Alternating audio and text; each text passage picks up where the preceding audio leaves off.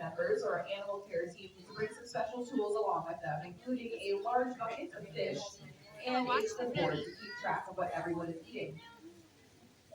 Now, penguins' diets will change throughout the year depending on what they are up to in their personal lives. We describe a penguin's life as a cyclical life cycle, and as a colony, they will go through different stages throughout the year. Now, looking at our colony right now, you might notice that some of our penguins are looking a little fluffy, and that's because it is currently the molting season.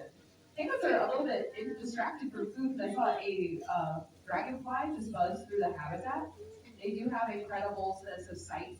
One of the main ways that they would hunt for their food in the wild, looking for small silverfish in the open ocean. So anytime there's some different visual stimuli, including us, they do get very interested.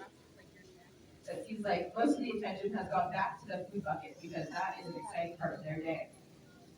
Now, molting is the process in which a bird sheds and replaces its feather coat. But for some birds, like a flighted bird, like say a songbird in your backyard, may happen multiple times a year so that they can change the color of their feathers. But for little blue penguins, it happens just once a year and very quickly.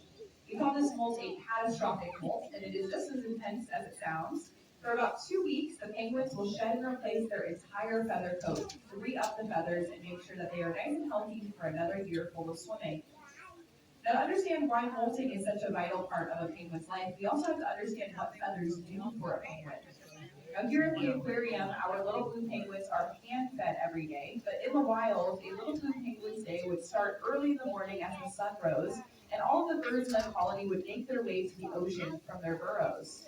Once they arrived, the whole colony of penguins would disperse into the open ocean and begin hunting for small bait fish.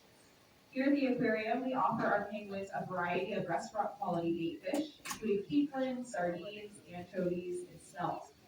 In the water, we consider them to be an opportunistic piscivore, meaning that they eat any type of fish or fish-like thing that they can swallow whole.